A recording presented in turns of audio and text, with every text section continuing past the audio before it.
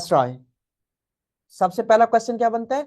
सबसे पहला क्वेश्चन ये बनता है, second last viceroy in India वो कौन सा है? वो आपका लॉर्ड वेवल है। फिर नेक्स्ट क्वेश्चन क्या बनता है? सिर्फ क्वेश्चन यहां पे नहीं रुकेगा। वो क्या करता है, आजकल अगर आप पास पेपर देखें या अगर आप कमीशन के एग्जाम को देखें, तो वो क्या पूछता है? वो सिर्फ लफ्जों की हेर फेर कर रहा है और कुछ भी नहीं कर रहा।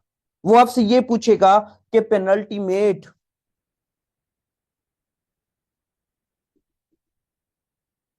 वायसराय वो कौन सा है? वो भी यही लॉर्ड वेवर है। पेनल्टीमेट का मतलब क्या है? पेनल्टीमेट का भी मतलब यही है कि सेकंड लास्ट वायसराय इन सब कॉन्टिनेंट वो कौन सा है? वो यही लॉर्ड वेवल साहब है। लॉर्ड वेवल साहब का टिनोर कब से कब तक रहता है? लॉर्ड वेवल साहब का टिनोर 1943 से लेकर 1947 तक रहता है। इसके बाद लास्ट में कौन आएगा? लास्ट में लॉर्ड माउंट बैटन आएगा। लॉर्ड माउंट बैटन के बाद क्या हो जाती है? उसके बाद सब कॉन्टिनेंट की क्या हो जाती है? डिवीजन हो जाती है, तकसीम हो जाता है, पार्टीशन हो जाती है। तो लॉर्ड वेवल साहब के बारे में ये दो क्वेश्चन तो लाजमी बनते हैं। एक सेकंड लास्ट वेस्टराय, या क्या कहेगा पेनल्टीमेट वेस्टराय कौन सा है सब कॉन्टिनेंट के अंदर? तो वो लॉर्ड वेवल साहब है। लॉर्ड वेवल साहब के टिनोर में क्या क्या इवेंट हुए उनको हम डिस्कस करेंगे। तो सबसे पहले हम डिस्कस करते हैं सी आर फार्मूला को। सबसे पहले क्या करते हैं? सी आर फार्मूला की बात करते हैं, या सी आर फार्मूला को दूसरा नाम क्या कहा जाता है? इसका एक और नाम भी है। इसका दूसरा नाम क्या है? इसका दूसरा नाम है गांधी जना टॉक्स। गांधी जना टॉक्स ये कब हुई? फिर नेक्स्ट क्वेश्चन क्या बनता है? नेक्स्ट क्वेश्चन ये बनता है कि ये गांधी जना टॉक्स जो थी वो कहां होती है, या सी आर फार्मूला कहां हुआ? सी आर फार्मूला या गांधी जना टॉक्स 1944 को होती है। कब होती है? 1944 को होती है। कहां होती है? फिर क्वेश्चन ये बनता है, असल में गांधी कहां पे था, या कैद आजम और गांधी के दरमियान ये जो टॉक हुई वो कहां पे होती है? तो याद रखिएगा वो बम्बे में होती है। वो कहां होती है? वो बम्बे होती है। तो सी आर फार्मूला का दूसरा नाम क्या क्या है? गांधी जना टॉक्स है, जो 1944 में हुई थी। कहां हुई थी? बम्बे के अंदर हुई थी। अब ये सी आर क्या है? सी आर का अगर मैं आपको बताऊं तो इसका पूरा नाम बनता है चक्रवर्ती राजगोपाल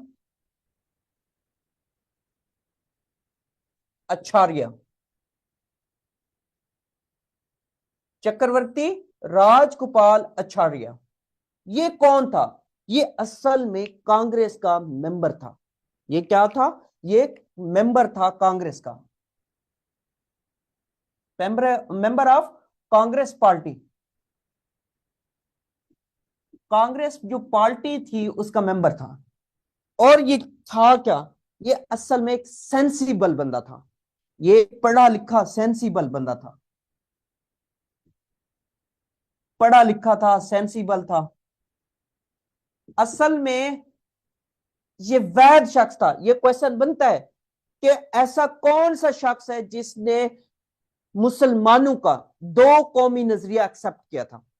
तो ये वैध बंदा था चक्रवर्ती राजगोपाल अछाड़िया। इसी सी आर से क्या है? सी से चक्रवर्ती, आर से राजगोपाल, ए से अछाड़िया। तो सी आर फार्मूला इसी वजह से इसके नाम पे रखा गया। ये मेंबर था किसका? कांग्रेस पार्टी का। ये सेंसिबल बंदा था, और साथ में याद रखिएगा वैध शख्स है। ये कौन था? ये वैध शख्स था जिसने क्या क्या, जिसने मुसलमानों के दो कौमी नजरिए को एक्सेप्ट किया था। ये क्वेश्चन एग्जाम के अंदर बनता है, पूछता है कि जो मुसलमानों का दो कौमी नजरिया था उसको एक्सेप्ट किसने किया था? तो चक्रवर्ती राजगोपाल अछाड़िया ने क्या किया था? इसको एक्सेप्ट किया था। अब बात यहां पे नहीं रुकेगी। असल में गांधी ने क्या किया था? गांधी ने 1942 में क्विट मूवमेंट स्टार्ट की थी कि इंडिया को छोड़ दो। लेकिन कैद आजम ने क्या सोचा था, या मुस्लिम लीग ने क्या सोचा? मुस्लिम लीग ने यह सोचा कि अगर बरतानिया जंग हार गया, क्योंकि वर्ल्ड वॉर 2 चल रही थी, अगर बरतानिया जंग हार गया तो गांधी या कांग्रेस इस फार्मूले में कामयाब ना हो जाए, तो इसी वजह से कैद आजम ने एक और तहरीक स्टार्ट करवाई थी। वो कौन सी तहरीक थी? वो थी डिवाइड एंड क्विट, यानी कि पहले क्या करो, बंटवारा करो, उसके बाद हिंदुस्तान को छोड़ो। क्योंकि कांग्रेस मुसलमानों पे ऑलरेडी जुल्म सितम कर चुकी थी जब कांग्रेस ने अपनी मिनिस्ट्रीज बनवाई थी। कब बनाई थी? 1937 में।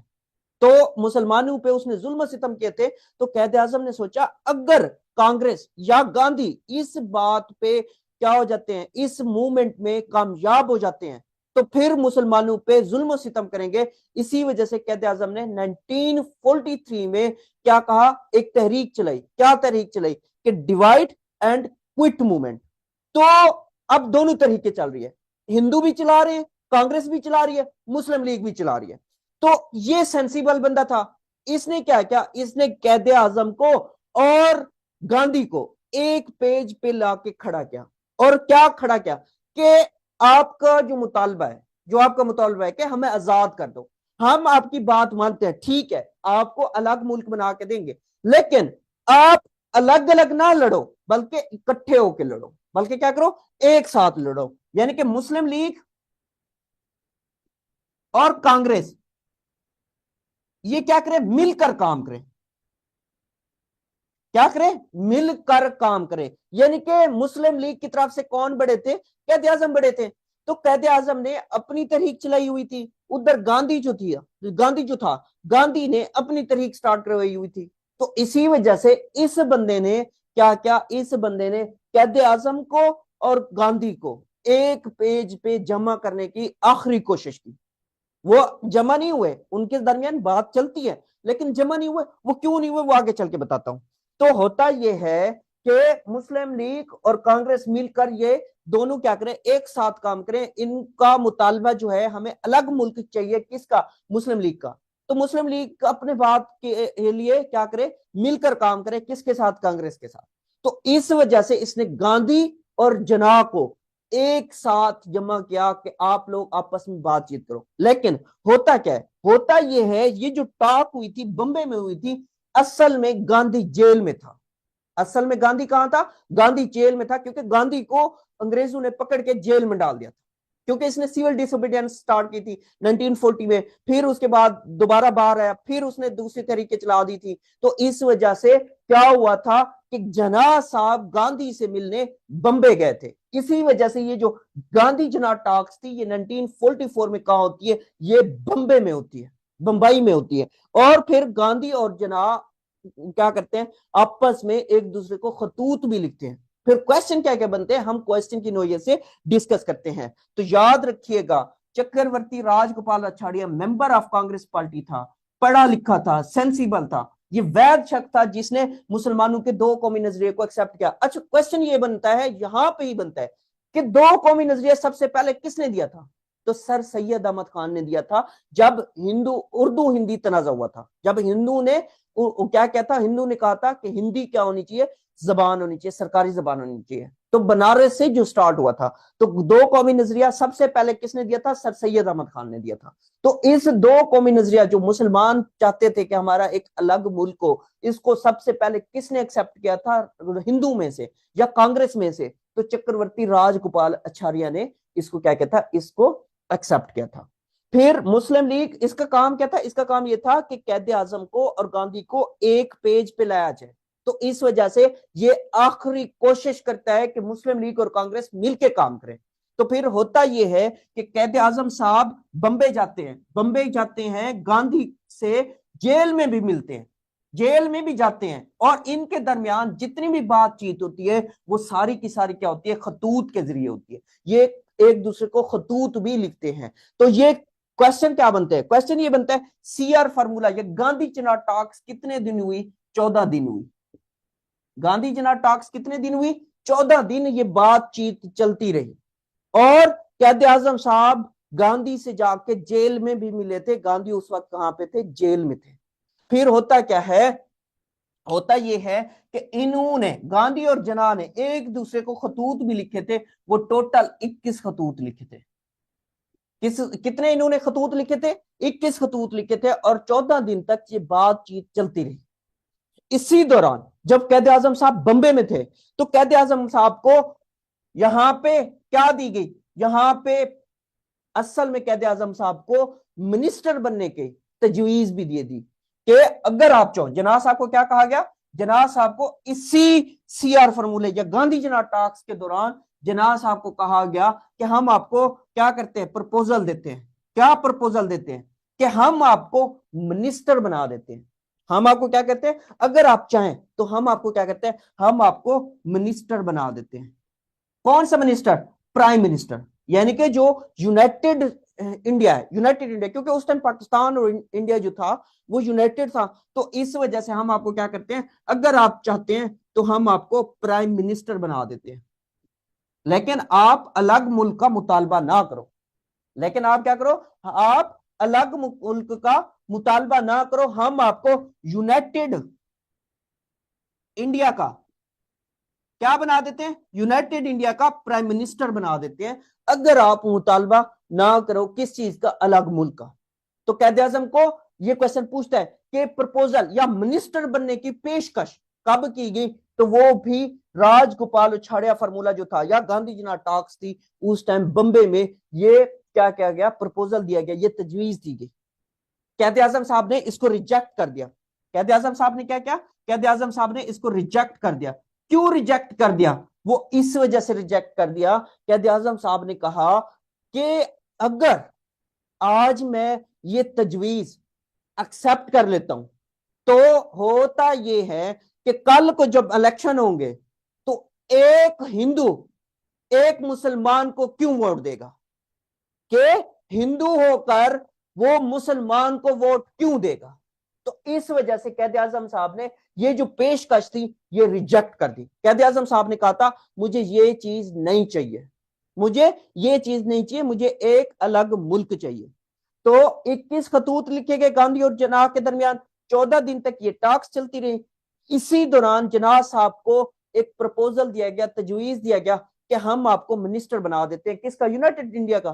क्या बना देते हैं, प्राइम मिनिस्टर बना देते हैं, लेकिन आप अलग मुल्क का मुतालबा छोड़ दो। तो कैद आजम साहब ने उनका ये प्रपोजल क्या किया, रिजेक्ट कर दिया। क्यों रिजेक्ट किया, वो इस वजह से रिजेक्ट किया, कैद आजम साहब ने सोचा कल को एक हिंदू हिंदू होकर मुसलमान को वोट क्यों देगा, इस वजह से कैद आजम साहब ने उनका यह प्रपोजल रिजेक्ट कर दिया। फिर नेक्स्ट क्वेश्चन क्या बनता है, नेक्स्ट क्वेश्चन ये बनता है जो गांधी जना टॉक्स थी या सीआर फार्मूला था, इसका रिजल्ट क्या निकला, इसका कुछ भी रिजल्ट नहीं निकला, इसका नो रिजल्ट निकला, बगैर किसी नतीजे के ये जो टॉक थी वो क्या हो गई, वो खत्म हो गई। बगैर किसी नतीजे के ये टॉक जो थी वो क्या हो जाती है, वो खत्म हो जाती है, इसका कोई रिजल्ट नहीं निकलता। तो ये सारे इंपॉर्टेंट क्वेश्चंस हैं जो कि कमीशन के एग्जाम के अंदर पूछे गए।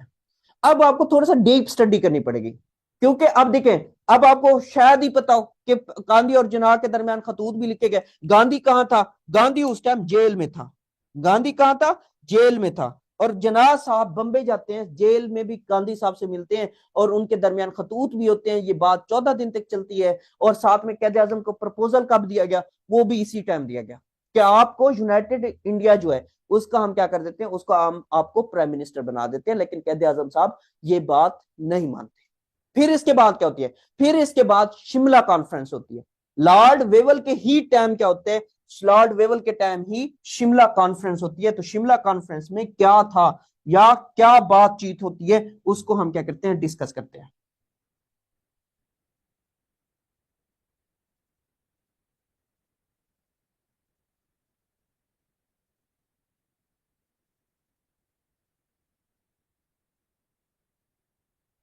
अब क्या होगा, अब शिमला कॉन्फ्रेंस होगी। शिमला कॉन्फ्रेंस को ही क्या कहा जाता है, वेवल प्लान भी कहा जाता है। बहुत सारे स्टूडेंट्स को कंफ्यूजन होती है कि वेवल प्लान क्या था या शिमला कॉन्फ्रेंस क्या थी, एक ही चीज थी। वो क्या थी उसको हम देखते हैं। शिमला कॉन्फ्रेंस, या इसका दूसरा नाम क्या है, इसका दूसरा नाम है वेवल प्लान। ये कब हुई, 1945 को, 1945 को लॉर्ड वेवल साहब, असल में वेवल साहब क्या करते हैं, वेवल साहब एक कॉन्फ्रेंस बुलाते हैं। कहां कॉन्फ्रेंस बुलाई? वेवल साहब ने ये कॉन्फ्रेंस शिमला में बुलाई, ये उस टाइम शिमला में थे। तो वेवल साहब शिमला में कॉन्फ्रेंस बुलाते हैं जिसको शिमला कॉन्फ्रेंस कहा जाता है, या जिसको वेवल प्लान कहा जाता है, क्योंकि इसी कॉन्फ्रेंस के अंदर वेवल साहब ने क्या किया? वेवल साहब ने एक प्लान दिया। वेवल साहब ने क्या दिया? वेवल साहब ने एक प्लान दिया। वेवल साहब क्या थे? वेवल साहब वायसराय थे। वेवल साहब क्या थे? वेवल साहब वायसराय थे। तो वो क्या करते हैं? वो एक प्लान देते हैं और प्लान में ये कहते हैं कि हम न्यू कैबिनेट बना रहे हैं। क्या बना रहे हैं? न्यू कैबिनेट बना रहे हैं, जिसे नई कबीना कहते हैं। नई कबीना बना रहे हैं जो कि क्या करेगी? जो कि इस हिंदुस्तान का, सब कॉन्टिनेंट का इंतजामी कौंसिल होगी। असल में ये कहा थी, ये इंतजामी कौंसिल है। ये क्या होगी? ये एक इंतजामी कौंसिल होगी। न्यू कैबिनेट बना रहे हैं जो सब कॉन्टिनेंट के क्या करेगी? अमूर को, काम को सर अंजाम देगी। ये कौन कह रहे हैं? ये वेवल साहब कह रहे हैं। वेवल साहब ने ये क्या क्या था? एक प्लान दिया था जिसमें इसने ये कहा था कि हम एक नई कबीना, न्यू कैबिनेट या इंतजामी कौंसिल बना रहे हैं जो क्या करेगी? जो इस सब कॉन्टिनेंट के अमूर को चलाएगी। फिर होता क्या है? साथ में वेवल साहब ने ये कहा था, वेवल साहब ने कहा था कि ये जो इंतजामी कौंसिल होगी, ये जो न्यू कैबिनेट होगी, जो नई कबीना होगी, ये कितने मेंबर्स पर मुश्तमिल होगी? ये 14 मेंबर्स पर मुश्तमिल होगी। ये जो कैबिनेट है ये कितने मेंबर्स पर मुश्तमिल होगी? 14 के मेंबर्स पर मुश्तमिल होगी। और इन 14 मेंबर्स में से मुसलमानों को भी कुछ सीटें दी जाएंगी, कुछ सीटें कांग्रेस को दी जाएंगी या हिंदुओं के लिए दी जाएंगी, कुछ सीटें जो है वो दूसरे लोगों को भी दी जाएंगी। तो वेवल साहब ने यह कहा कि वेवल साहब ने कहा कि मुस्लिम लीग को 5 सीट्स देंगे और कांग्रेस को 6 सीटें देंगे। 6 और 5 कितना होता है? 11। तो जबकि जो नई मेंबर पर मुश्तमिल कौंसिल होगी वो कितने मेंबर्स पर होगी? 14 मेंबर्स पर होगी।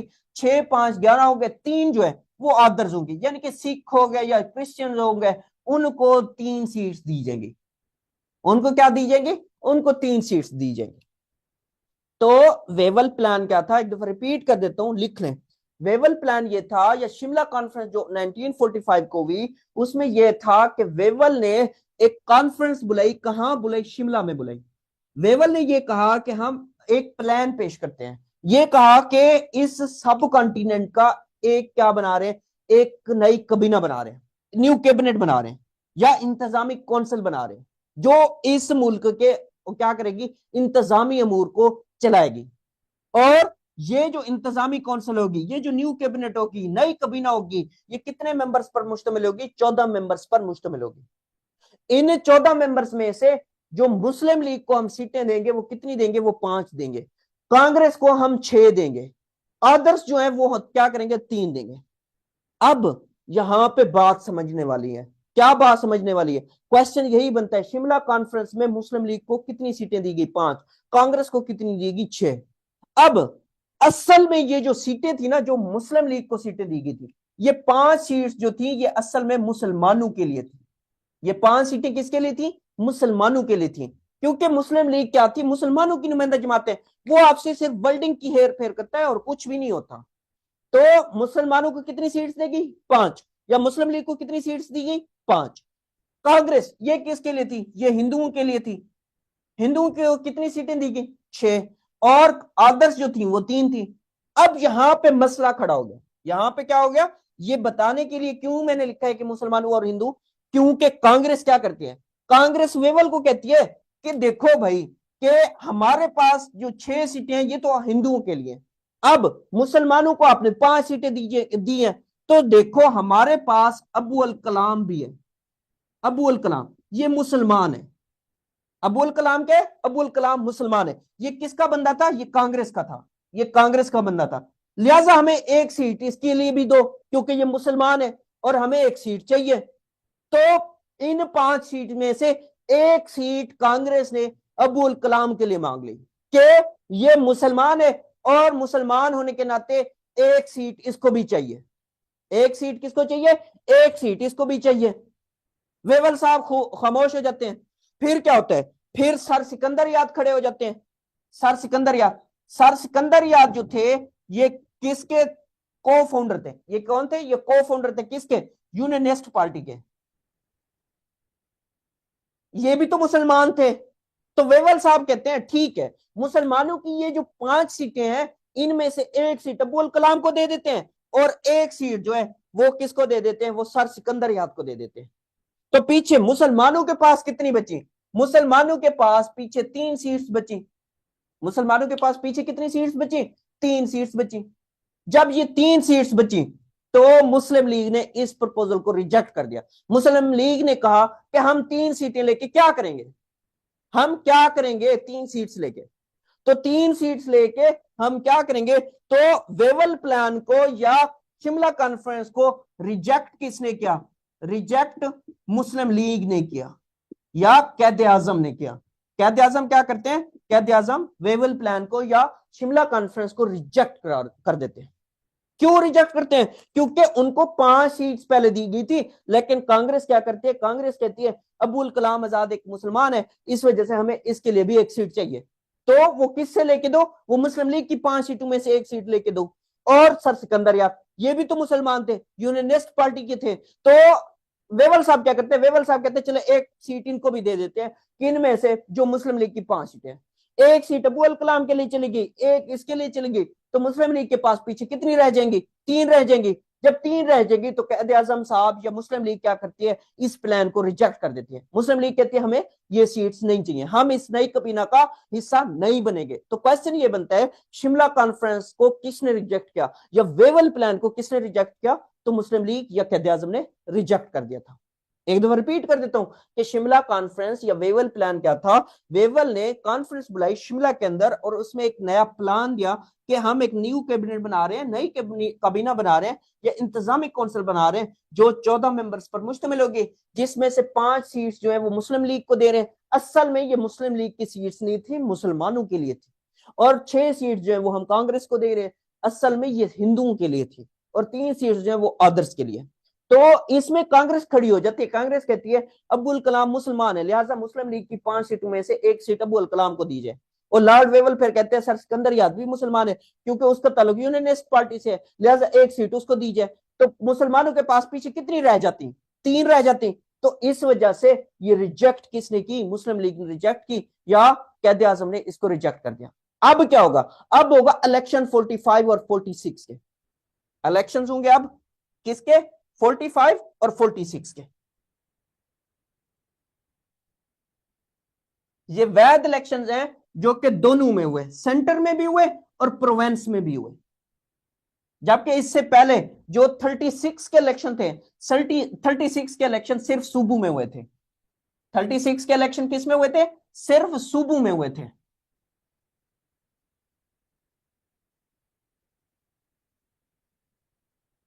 अब क्या होगा? अब होंगे इलेक्शंस। इलेक्शंस 1940।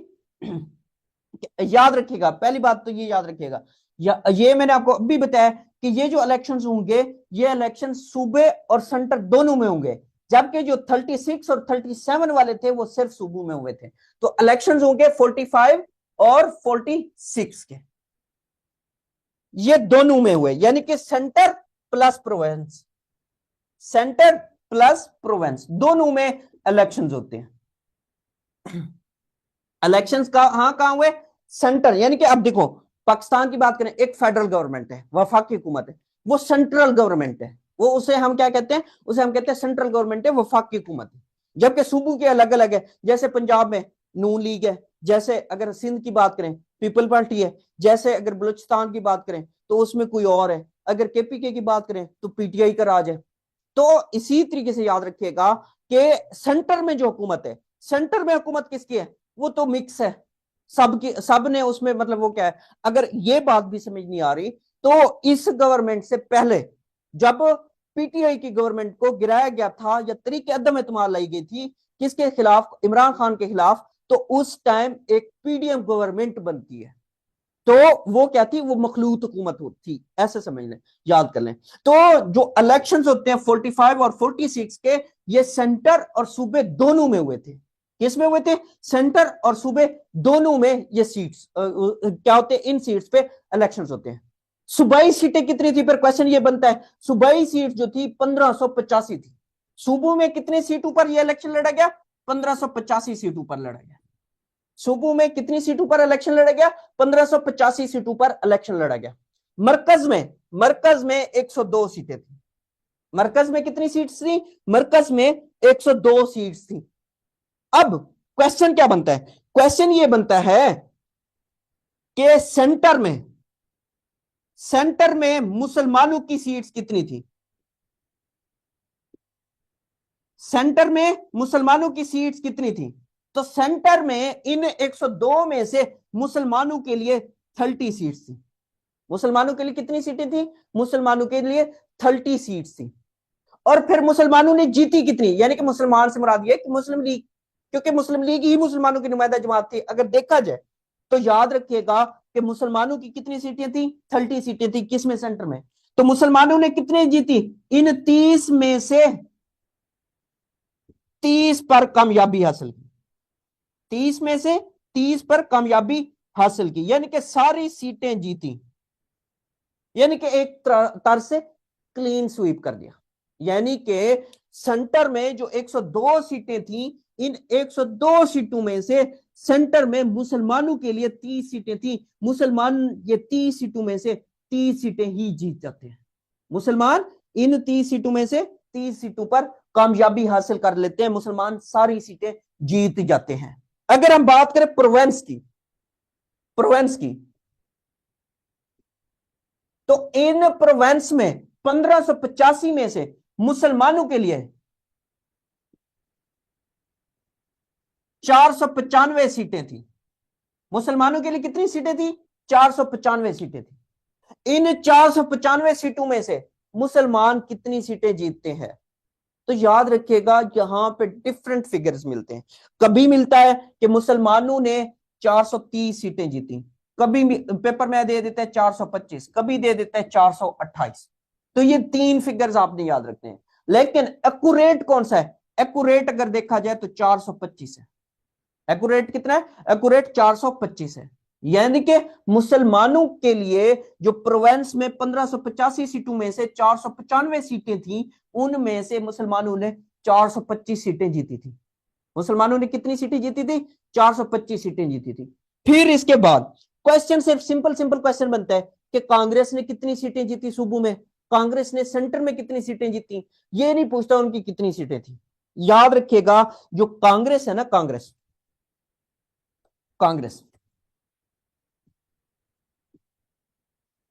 कांग्रेस इसने सूबों में कितनी सीटें जीती? और मरकज या सेंटर में, ये एक ही बात है। मरकज कहते हैं या उसको क्या कहते हैं, उसको सेंटर भी कभी कभार देते हैं। मैं आपको बार बार कह रहा हूं, ये क्या करेगा? ये सिर्फ और सिर्फ आपसे लफ्जों की हेर फेर करेगा और कुछ भी नहीं करेगा। जब लफ्जों की हेर फेर करता है फिर आप कंफ्यूज हो जाते हैं। ये कुछ भी नहीं है। अब सेंटर को अगर उर्दू में एक बात करें तो क्या कहते हैं? मरकज कहते हैं। तो सूबों में कांग्रेस ने कितनी सीटें जीती और सेंटर में कितनी जीती? सूबों की अगर बात करूं तो 923 सीटें जीती। अगर सेंटर या मरकज की बात करूं तो 57 सीटें। कितनी सीटें जीती? 57 सीट्स जीती थी। तो याद रखिएगा, एक दफा फिर बता देता हूं कि जो इलेक्शंस 45 या 46 हैं, तो इसमें याद रखिएगा कि ये जो इलेक्शंस थे ये वहद इलेक्शंस हैं जो कि सेंटर और सूबे दोनों में होते हैं। और इनमें सेंटर के में सीटें टोटल कितनी थी? 102 थी। प्रोविंस में 1585 थी। क्वेश्चन ये बनता है कि सेंटर में मुसलमानों की सीटें कितनी थी? सेंटर में मुसलमानों की सीटें 30 थी। इन 30 में से मुसलमान 30 ही गेन करते हैं, कैप्चर कर लेते हैं। फिर इसके बारे में याद रखिएगा कि प्रोविंस में मुसलमानों के लिए 495 सीट्स थी। इनमें से कभी वो आपको 430 का ऑप्शन दे देते हैं, कभी 425 का दे देते हैं, कभी 428 का दे देते हैं। तो याद ये रखना है कि अगर मतलब इन तीनों तीनों तीनों तो कभी नहीं देगा, तीनों कभी नहीं दे देता। ये आपने सिर्फ फिगर्स याद रखने, अगर 430 है तो 430, 425 है तो 425, 428 है तो 428, लेकिन ज्यादा एक्यूरेट 425 मिलता है, इसका सबसे ज्यादा रेफरेंस मिलता है।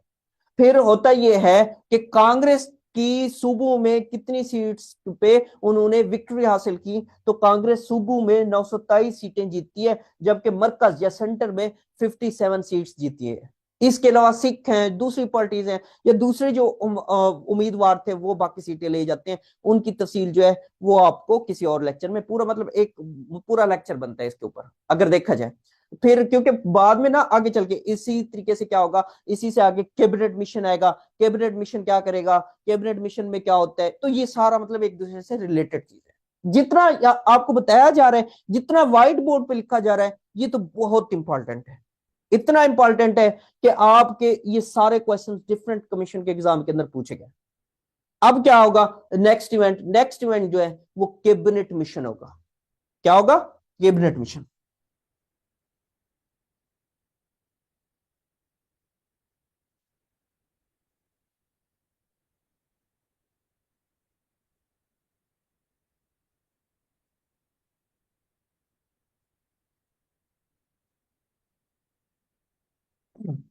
कैबिनेट मिशन की अगर हम बात करें तो याद रखिएगा कैबिनेट मिशन कब आया, कैबिनेट मिशन 1946 में आया।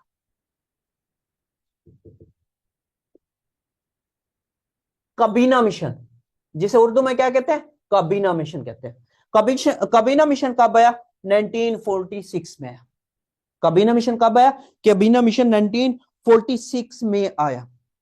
इसकी अगर हम बात करें कैबिना मिशन की, तो याद ये रखना है कि इसके टोटल कितने मेंबर्स थे, तो ये 3 मेंबर्स पर मुश्तमिल था। कितने मेंबर्स थे, 3 मेंबर्स पर मुश्तमिल था। कैबिनेट मिशन कितने मेंबर्स पर मुश्तमिल था, ये क्वेश्चन पूछता है। 3 मेंबर्स पर मुश्तमिल था। तीन चार क्वेश्चन पूछते हैं। एक तो ये पूछता है कैबिनेट मिशन में कितने कितने मेंबर्स थे, क्रिप्स मिशन में कितने थे, सैमन में कितने थे। तो याद रखिएगा कैबिनेट मिशन में 3 मेंबर्स थे, क्रिप्स में 4 मेंबर्स थे, साइमन में 7 थे। तो ये याद रख लीजिएगा, कैबिनेट मिशन में 3 है, क्रिप्स में जो है वो क्या है, वो 4 है। सैमन में कितने थे, सैमन में 7 मेंबर थे। और सैमन कमीशन की अगर बात करूं ना, सैमन कमीशन को गोरा कमीशन भी कहते हैं, क्योंकि इसमें नो इंडियंस था, कोई इंडियंस भी शामिल नहीं था। तो इसके बारे में भी ये क्वेश्चन बाज दफा पूछ लेता है। तो होता क्या है, होता ये है, अब नेक्स्ट क्वेश्चन क्या पूछेगा, नेक्स्ट क्वेश्चन ये पूछेगा ये 3 मेंबर्स कौन कौन से थे, ये 3 मेंबर्स कौन कौन से थे। तो याद रखिएगा सबसे पहला पैथिक लॉरेंस, ये एक मेंबर था। सर पैथिक लॉरेंस ये एक मेंबर था। ये था क्या, ये सेक्रेटरी स्टेट ऑफ इंडिया था। सेक्रेटरी स्टेट ऑफ इंडिया था। वजीर अमूरे हिंद, जिसे क्या कहते हैं, वजीर अमूरे हिंद, ये था। इन 3 मेंबर्स में से एक सर पैथिक लॉरेंस था। पैथिक लॉरेंस जो था ये कौन था, ये सेक्रेटरी स्टेट ऑफ इंडिया था, वजीर अमूरे हिंद था। दूसरा बंदा कौन था, दूसरा बंदा जो था स्टैफर्ड क्रिप्स था। जो क्रिप्स मिशन आया था ना, उसको जो लीड कर रहा था वो कौन था, वो स्टैफर्ड क्रिप्स था। दूसरा बंदा कौन था, दूसरा बंदा स्टैफर्ड क्रिप्स था। क्रिप्स कौन सा, जो क्रिप्स मिशन में लीड करके आता है। जो 4 बंदे होते हैं ना जो क्रिप्स मिशन में, तो उसमें से एक मेंबर स्टैफर्ड क्रिप्स था, जो कि उस क्रिप्स मिशन को क्या कर रहा था, लीड कर रहा था। तीसरा बंदा कौन था, तीसरा बंदा जो था वो A V Alexander, Alexander, A V Alexander था। ये 3 बंदे थे। एवी अलेक्जेंडर, ये असल में क्या था, ये असल में लेबर पार्टी से, ये एक पॉलिटिशियन था। ये क्या था, ये पॉलिटिशियन था, लेबर पार्टी से इसका ताल्लुक था। स्टैफर्ड क्रिप्स था, स्टैफर्ड क्रिप्स जो था ये असल में जो क्रिप्स मिशन आया था, क्रिप्स मिशन में ये उसको लीड कर रहा था। और पैथिक लॉरेंस थे, पैथिक लॉरेंस कौन था, ये सेक्रेटरी स्टेट ऑफ इंडिया था। ये क्या था, ये सेक्रेटरी स्टेट ऑफ इंडिया था। इन्होंने आके क्या कहा, अब ये क्रिप्स मिशन था क्या, ये कैबिनेट मिशन था क्या? क्वेश्चन ये बनता है, ये कैबिनेट मिशन क्या था, ये तीनों क्या करने आए थे? तो ये आते हैं और आके क्या कहते हैं, आके कहते हैं जितना भी हिंदुस्तान है, होल सब कंटिनेंट, होल सब कंटिनेंट या पूरा हिंदुस्तान जो है, उसको हम क्या कर रहे हैं, उसको हम तीन ग्रुप्स में तकसीम कर रहे हैं, तीन ग्रुप्स में। उसको हम क्या कर रहे हैं, तीन ग्रुप्स में तकसीम कर रहे हैं। तीन ग्रुप्स, ग्रुप से मुराद ये समझ लो तीन सूबे बना रहे हैं, यानी कि जितना भी हिंदुस्तान है उसको हम तीन ग्रुप्स में तकसीम कर रहे हैं। या इसको क्या याद कर लो, इसको याद कर लो कि तीन सूबे बना रहे हैं। जैसे आप याद करो, तो फिर क्वेश्चन क्या बनता है, एक ग्रुप ए था, एक क्या था, एक ग्रुप ए, ग्रुप बी और group C, group A, group B, group C. अब क्वेश्चन क्या बनेगा, क्वेश्चन ये बनेगा कि ग्रुप ए में इन्होंने किसको रखा था, ग्रुप ए में इन्होंने किसको रखा था? तो ग्रुप ए में याद रखिएगा बम्बे था, बम्बई, बम्बई ग्रुप ए में था। फिर उत्तर प्रदेश और सीपी, ये तीन इन्होंने रखे थे ग्रुप ए में, बम्बे, यूपी और सीपी। अब इनके फुल फॉर्म देख ले, ये यूपी से क्या बनता है, सीपी से क्या बनता है। तो ये क्या करना है, ये आपका काम है, आपको एक चीज बताई जा रही है, आपको समझाई जा रही है। उसके बाद देखिए रोड मैप आपको बता रहा हूं, उसके बाद थोड़ा सा एफर्ट आप अपनी करें। कुछ एफर्ट एकेडमीज करते हैं, कुछ एफर्ट क्या करनी पड़ती है स्टूडेंट को खुद, क्योंकि नोट्स उन्होंने प्रिपेयर करने हैं। उन्होंने क्या करना है, नोट्स के साथ साथ उस लेक्चर को प्रिपेयर करना है। उस लेक्चर को बेहतरीन प्रिपेयर कैसे होता है, जो चीज आपको लेक्चर में पढ़ाई जाए उसके बाद उस पर थोड़ा सा एक्स्ट्रा वर्क आप क्या करो। तो ग्रुप ए में कौन था, ग्रुप ए में बम्बे, यूपी, सीपी। फिर ग्रुप बी में क्या था, ग्रुप बी में जो था ये पंजाब, सिंध, उसके बाद एनडब्ल्यूएफपी और बलूचिस्तान, बलूचिस्तान। ये क्या था, ये ग्रुप बी में था। ग्रुप बी में क्या था, ग्रुप बी में पंजाब, सिंध, एनडब्ल्यूएफपी और बलूचिस्तान। यानी कि क्या है, पाकिस्तान के जो चार सूबे हैं उनको आपने याद रखना। इसकी बात करें ग्रुप सी की, ग्रुप सी में कौन थे, ग्रुप सी की अगर मैं बात करूं तो ग्रुप सी में बंगाल, बंगाल यानी कि ये जो तकसीम बंगाल हुई थी वो वाला एरिया, और साथ में बिहार, बिहार, बंगाल और बिहार, ये जो थे ये ग्रुप सी में रखे गए। एक दफा फिर रिपीट कर देता हूं कि कैबिनेट मिशन 1946 को आया, तीन मेंबर्स पर ये मुश्तमिल था। पैथिक लॉरेंस था जो कि सेक्रेटरी स्टेट ऑफ इंडिया था, वजीर अमूर हिंद था। और साथ में फिर याद रखिएगा स्टैफर्ड क्रिप्स था। स्टैफर्ड क्रिप्स जो था ये क्रिप्स मिशन में जब आया था तो उसको लीड कर रहा था। और साथ में एवी अलेक्जेंडर था। एवी अलेक्जेंडर जो है ये असल में लेबर पार्टी से इसका ताल्लुक था, ये एक पॉलिटिशियन था। और इन्होंने ये कहा कि जितना भी सब कॉन्टिनेंट है या जितना भी पूरा हिंदुस्तान है उन सबको हम तीन ग्रुप्स में तकसीम कर रहे हैं, group A, group B, group सी।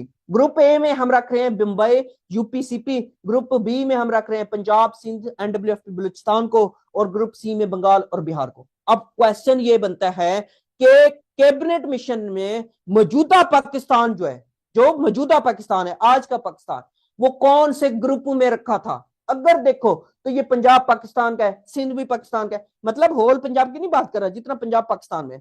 फिर एनडब्ल्यूएफपी, एनडब्ल्यूएफपी को आजकल क्या कहते हैं, केपीके कहते हैं, इसको उर्दू में सरहद कहते थे। फिर बलूचिस्तान, ये पाकिस्तान के चार सूबे हैं। तो मौजूदा जो पाकिस्तान है, कैबिनेट मिशन ने उसको ग्रुप बी में रखा था। उसको किस ग्रुप में रखा था, ग्रुप बी में रखा था। ये मौजूदा पाकिस्तान है, मौजूदा पाकिस्तान,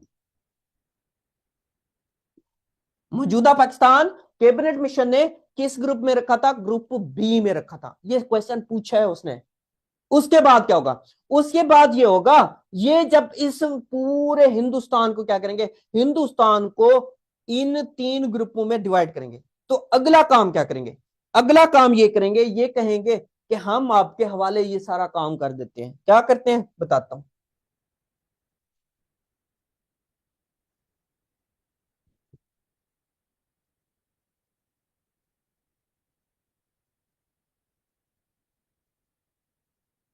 इन्होंने अब ये कहा था कि आपके हवाले ये सारा काम कर रहे हैं, इंतजाम क्या कर रहे हैं, आपके हवाले कर रहे हैं। हम क्या करेंगे, हम आपकी 10 साल तक निगरानी करेंगे। 10 साल तक क्या करेंगे, 10 साल तक निगरानी करेंगे कि आपने किस तरह से काम किया है, आपने क्या किया है, आपने किस तरह से काम किया है। हम आपकी 10 साल तक सिर्फ निगरानी करेंगे, सारे काम आप लोगों ने करने हैं। यानी ये एक तरह से इख्तियार दे रहे थे, एक तरह से क्या दे रहे थे, इख्तियार दे रहे थे। इन्होंने ये कहा कि हम आपकी 10 साल तक सिर्फ निगरानी करेंगे और उसके बाद जो हमसे आजाद होना चाहेगा वो आजाद हो जाएगा और जो हमारे साथ फिर भी रहना चाहेगा वो रहेगा। तो इन्होंने एक शर्त रखी, इन्होंने एक शर्त रखी। क्या शर्त रखी, इन्होंने शर्त ये रखी, जो एक्सेप्ट करेगा, जो इस कैबिनेट मिशन के प्लान को क्या करेगा, एक्सेप्ट करेगा, एक्सेप्ट करेगा, उसे हम क्या करेंगे, उसे हम हुकूमत देंगे। जो इसको एक्सेप्ट करेगा कैबिनेट मिशन के प्लान को, उसको हम क्या करेंगे, उसको हम हुकूमत में हिस्सा देंगे, उसे हम हुकूमत देंगे या हुकूमत में हिस्सा देंगे। ये शर्त थी। जो एक्सेप्ट नहीं करेगा, जो रिजेक्ट करेगा, जो रिजेक्ट करेगा वो हुकूमत का हिस्सा नहीं होगा। वो क्या होगा, वो हुकूमत का हिस्सा नहीं होगा। तो होगा क्या, होगा ये कि जनाह साहब इसको क्या करते हैं, एक्सेप्ट कर लेते हैं। जनाह साहब इनकी ये शर्त मान लेते हैं कि ठीक है हम 10 साल तक अपना काम करेंगे। लेकिन कांग्रेस क्या करती है, जनाह से मुराद मुस्लिम लीग, क्योंकि जनाह साहब क्या थे, सदर थे, मुस्लिम लीग के सदर थे। कांग्रेस क्या करती है, कांग्रेस इसको एक्सेप्ट नहीं करती, कांग्रेस इसको रिजेक्ट कर देती है। अब क्वेश्चन यही बनते हैं कि कैबिनेट मिशन को किसने एक्सेप्ट किया, किसने रिजेक्ट किया। तो मुस्लिम लीग इसको क्या करती है, एक्सेप्ट करती है, कांग्रेस इसको रिजेक्ट करती है। कांग्रेस कहती है नहीं हम आपकी ये बात नहीं मान सकते। जबकि कैद आजम साहब क्या करेंगे, कैद आजम इस चीज को एक्सेप्ट करेंगे। शर्त यही है, जो एक्सेप्ट करेगा हम उसे हुकूमत देंगे, जो एक्सेप्ट नहीं करेगा, जो रिजेक्ट करेगा उसे हम हुकूमत में हिस्सा नहीं देंगे। तो मुस्लिम लीग इस चीज को एक्सेप्ट कर लेती है, जनाब साहब इसको एक्सेप्ट कर लेते हैं और कांग्रेस इसको रिजेक्ट कर देती है। कितने साल तक इन्होंने निगरानी करनी थी, 10 साल तक निगरानी करनी थी। अब जब जनाब साहब इसको एक्सेप्ट करेंगे तो जनाब साहब क्या कहेंगे, जनाब साहब वेवल साहब से कहेंगे कि हमें हुकूमत में हिस्सा दो। जनाब साहब क्या करेंगे, जनाब साहब वेवल साहब को कहेंगे कि हमें हुकूमत में हिस्सा दो। जब हुकूमत में हिस्सा दो, या इनके जो 3 मेंबर थे उनको कहेंगे कि हुकूमत में हिस्सा दो, तो वेवल साहब क्या करेंगे, वेवल साहब मुखालफत करेंगे। वेवल साहब कहेंगे कि नहीं हम आपको हुकूमत में हिस्सा नहीं दे सकते, क्योंकि इन्होंने ये कहा था कि हम जो नई मतलब वो बनाएंगे ना उसमें सबको हिस्सा देंगे। जब सबको हिस्सा देंगे, हुकूमत में हिस्सा देंगे, वेवल साहब क्या होंगे, वेवल साहब कमांडर इन चीफ होंगे। क्या होंगे, मतलब क्योंकि ये वैसराय था, ये क्या करेगा, सबकी निगरानी करेगा। तो कैद आजम साहब जब इसको एक्सेप्ट कर लेते हैं तो वेवल साहब को कहते हैं देखें हमने आपकी बात मानी थी, लिहाजा हमें क्या करो, हमें हुकूमत में हिस्सा दो। वेवल साहब इसकी मुखालफत करते हैं, वेवल साहब कहते हैं नहीं हम आपको हुकूमत में हिस्सा नहीं देंगे, क्योंकि वेवल जो था ये मुसलमानों के खिलाफ था। तो इसी वजह से वेवल साहब जब मुखालफत करते हैं तो कैद आजम साहब क्या कहते हैं, कैद आजम साहब कहते हैं डायरेक्ट एक्शन डे मनाया जाए। क्या मनाया जाए, डायरेक्ट एक्शन डे मनाया जाए। तो मुसलमान इस कैबिनेट मिशन के नतीजे में क्या करेंगे, डायरेक्ट एक्शन डे मनाएंगे। Direct action day, direct action day कब मनाया गया, अगस्त के महीने में मनाया गया। अगस्त 1946 को किसने मनाया, मुस्लिम लीग ने मनाया, मुसलमानों ने मनाया। मुसलमानों ने क्या मनाया, डायरेक्ट एक्शन डे मनाया, यानी कि एक्शन लो। जब ये हमारी बात नहीं मान रहे तो हम इनकी बात क्यों माने, एक्शन लो। तो डायरेक्ट एक्शन डे किसने मनाया, मुस्लिम लीग ने मनाया या मुसलमानों ने मनाया। डायरेक्ट एक्शन डे किसने मनाया, डायरेक्ट एक्शन डे मुस्लिम लीग ने मनाया, मुसलमानों ने मनाया। कब मनाया, अगस्त के मंथ में मनाया। अगर डेट भी याद रखनी है तो 16 अगस्त। कौन सी, 16 अगस्त। 16 अगस्त 1946 को मुस्लिम लीग या मुसलमानों ने डायरेक्ट एक्शन डे मनाया। मुसलमान क्या करेंगे, मुसलमान सड़कों पर आ जाएंगे, सड़कों पर आ जाएंगे। जब मुसलमान सड़कों पर आ जाएंगे, हिंदू क्या करेंगे, हिंदू क्या करेंगे, दंगे फसाद स्टार्ट हो जाएंगे। हिंदू और मुसलमानों के क्या हो जाएंगे, फसादात हो जाएंगे। हिंदू और मुस्लिम फसादात स्टार्ट हो गए।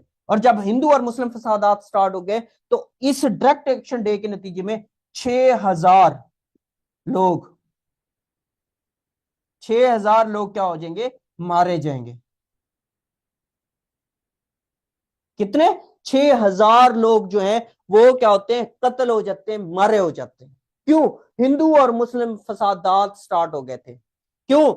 जब कांग्रेस इसको रिजेक्ट कर चुकी थी, मुस्लिम लीग ने इसको एक्सेप्ट कर दिया था। अब होता यह है कि मुस्लिम लीग को तो हुकूमत देनी थी, हुकूमत का पार्ट बनाना था, लेकिन वेवल मुखालफत कर देता है, जिसके नतीजे में क्या होता है, मुसलमान सड़कों पे आ जाते हैं। और जब सड़कों पे आ जाते हैं तो हिंदू और मुस्लिम फसादात क्या हो जाते हैं, स्टार्ट हो जाते हैं। और इस हिंदू और मुस्लिम फसादात के नतीजे में तकरीबन 6,000 लोग मारे गए थे। और ये डायरेक्ट एक्शन डे किसने मनाया था? मुस्लिम लीग ने मनाया था, मुसलमानों ने मनाया था। कब? 16 अगस्त 1946। किसके नतीजे में मनाया था? इसी कैबिनेट मिशन के नतीजे में मनाया था। कैबिनेट मिशन के नतीजे में ये क्या होता है, ये मनाया जाता है। इसके बाद क्या होगा? इसके बाद फिर क्वेश्चन ये बनता है कि ये क्या करेंगे, अब एक अबूरी हुकूमत बना देंगे, इंटरिम गवर्नमेंट बना देंगे। तो इंटरिम गवर्नमेंट में ये क्या करेंगे, कांग्रेस को भी कुछ ओहदे दे देंगे, कुछ ओहदे मुस्लिम लीग को भी दे देंगे। और उसके बाद अबूरी गवर्नमेंट बनती कब है, कब तक रहती है, ये सारे क्वेश्चन एग्जाम के अंदर वो पूछता है। तो अबूरी गवर्नमेंट की बात करते हैं, जिसे हम क्या कहते हैं, इंटरिम गवर्नमेंट कहते हैं।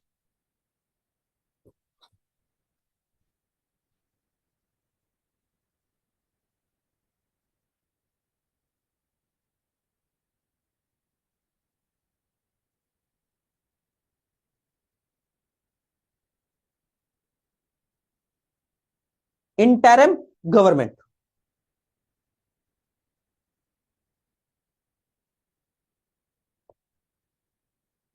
इंटरिम गवर्नमेंट, इसके बारे में दो क्वेश्चन याद रखिएगा, जिसे क्या कहते हैं, अबूरी हुकूमत कहते हैं।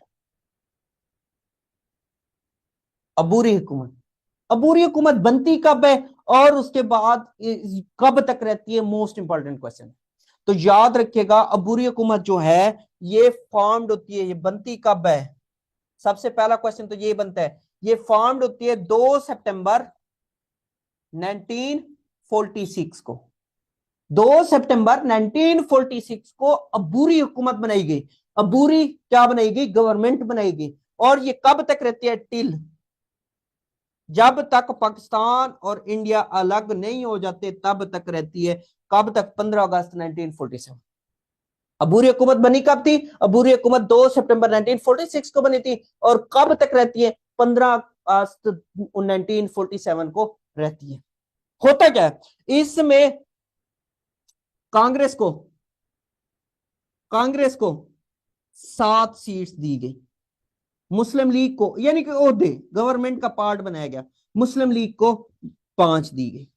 मुस्लिम लीग को कितने दिए गए ओहदे? 5 दिए गए। मुस्लिम लीग को कितने दिए गए? 5। कांग्रेस को कितने दिए गए?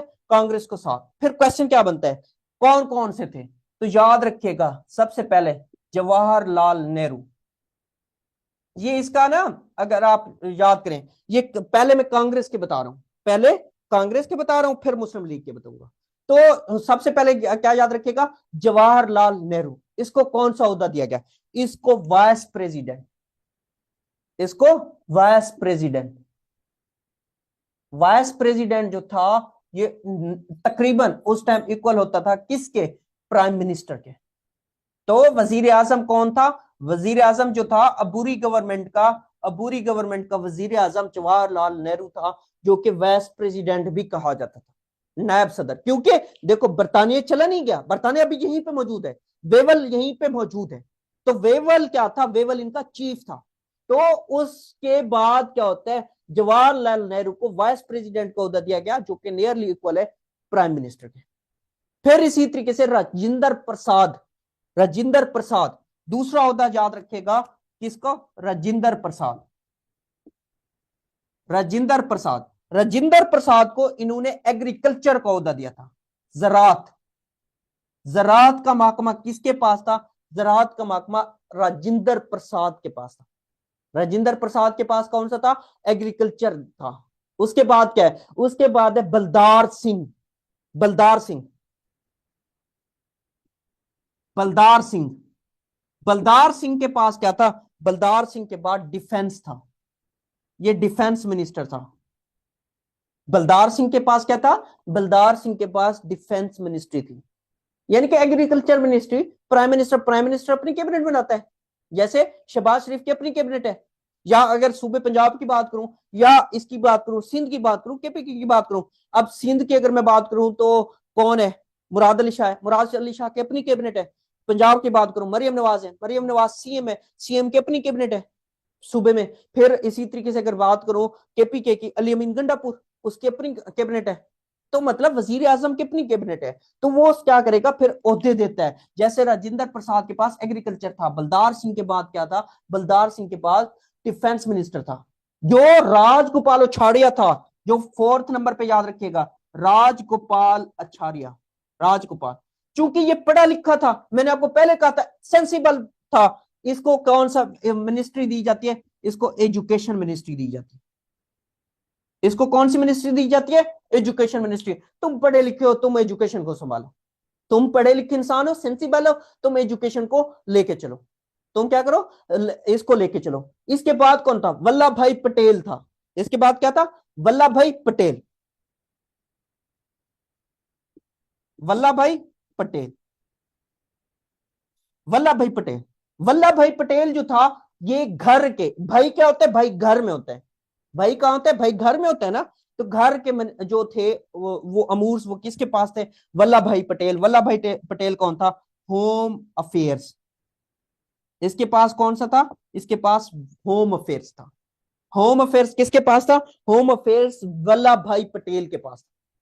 फिर इसी तरीके से अगर हम बात करें छठे नंबर पे, छठे नंबर पे था जुग जीवन, जुग जीवन राम, जुग जीवन राम।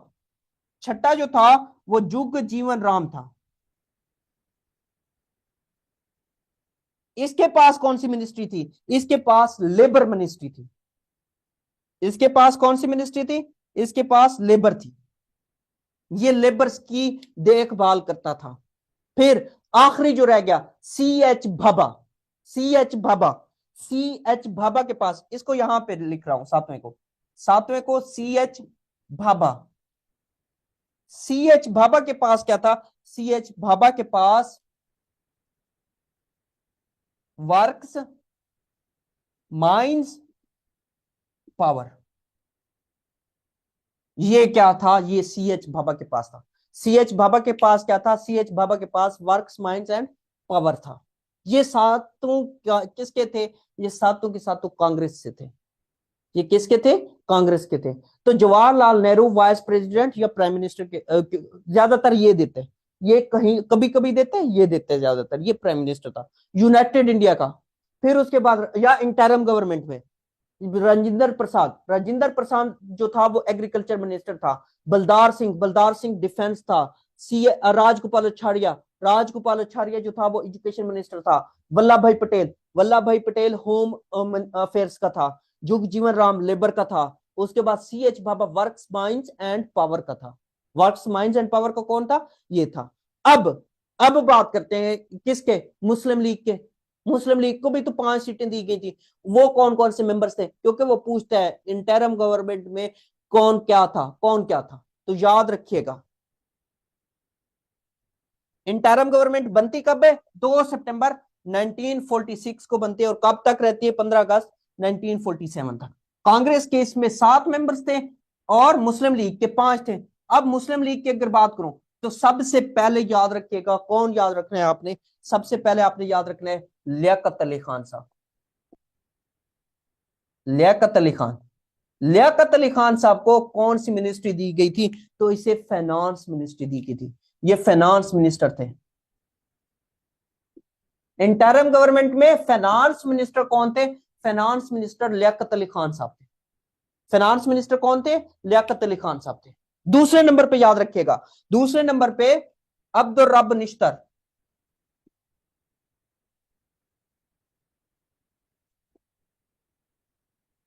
अब्दुल रब निश्तर, अब्दुल रब निश्तर के बारे में याद रखिएगा, मोस्ट इंपॉर्टेंट, इसके बारे में भी क्वेश्चन पूछता है। इसके पास कौन सी मिनिस्ट्री थी? इसके पास रेलवे और कम्युनिकेशन मिनिस्ट्री थी। इसके पास कौन सी मिनिस्ट्री थी? Railway and communication. रेलवे और कम्युनिकेशन किसके पास था? रेलवे और कम्युनिकेशन जो था वो अब्दुल रब निश्तर के पास था। फिर जोगिंदर नाथ मेंडल, फिर याद रखिएगा जोगिंदर नाथ मेंडल।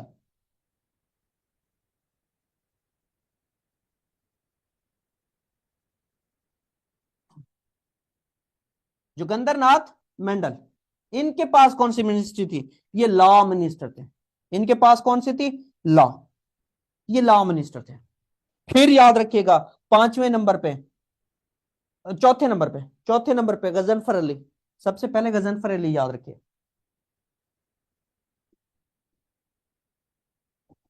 गजनफर अली, गजनफर अली के पास कौन सी थी? गजनफर अली के पास सेहत थी। गजनफर अली के पास क्या थी? सेहत, सेहत का महकमा था। अब एक रह गया, वो कौन सा रह गया? वो पांचवें नंबर पे रह गया आई आई चंद रीगर।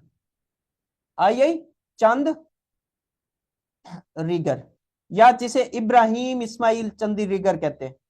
इसका पूरा नाम क्या है? इब्राहिम इस्माइल,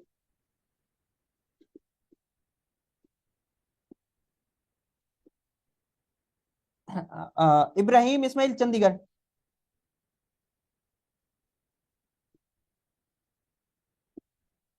इब्राहिम इस्माइल चंडीगढ़। तो इसके पास कौन सा था? तो याद रखिएगा इसके पास कॉमर्स था। इसके पास कौन सा था? इसके पास कॉमर्स था। इसके पास कौन सा था? इसके पास कॉमर्स था।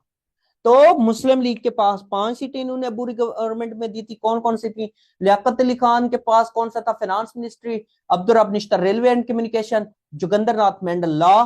गजनफर अली खान सेहत। आई चंद्रीगर, इसके पास क्या था? इब्राहिम इस्माइल जिसे कहते हैं, इसके पास कॉमर्स मिनिस्ट्री थी। लियाकत अली खान क्या करते हैं? Liaquat Ali Khan poor man budget पेश करते हैं। पुअर मैन बजट किसने पेश किया? Poor man budget Liaquat Ali Khan Sahab ने पेश किया। ये था क्या? इसमें इसने जागीरदारों, वडेरों पे टैक्स लगाया। इसने क्या क्या? इसने बहुत ज्यादा टैक्स लगाया। किस पे? इसने बहुत ज्यादा टैक्स लगाया वडेरों पे, जागीरदारों पे, जो अशराफिया थी, या ऐसे समझ लो जो इलीट क्लास थी, उसके ऊपर इन्होंने टैक्स लगाया। पुअर मैन जो गरीब आदमी था उसको क्या क्या? उसको कुछ भी नहीं टैक्स लगाया, उनको टैक्स से इस्तिस्ना दिया कि आप लोगों के ऊपर कोई टैक्स नहीं है, गरीब लोगों के लिए कोई टैक्स नहीं है। तो पुअर मैन बजट किसने पेश किया था? पुअर मैन बजट, अब आपको भी पता है बजट कौन पेश करता है? वजीर खजाना करता है। तो वजीर खजाना कौन था? वो लियाकत अली खान साहब थे। तो लियाकत अली खान साहब पुअर मैन बजट पेश करते हैं। पुअर मैन बजट जब पेश करते हैं तो फिर याद क्या रखना है आपने? याद ये रखना है कि जब पुअर मैन बजट पेश किया गया उसके बाद गरीबों के लिए सुख का सांस लेना आसान हुआ। इससे पहले आसान नहीं था। अब इसके बाद होता क्या है? अशराफिया पे, जो इलीट क्लास थी, जो जागीरदार थे, जो वडेरे थे, उनके ऊपर इन्होंने दिल खोल के टैक्स लगाया।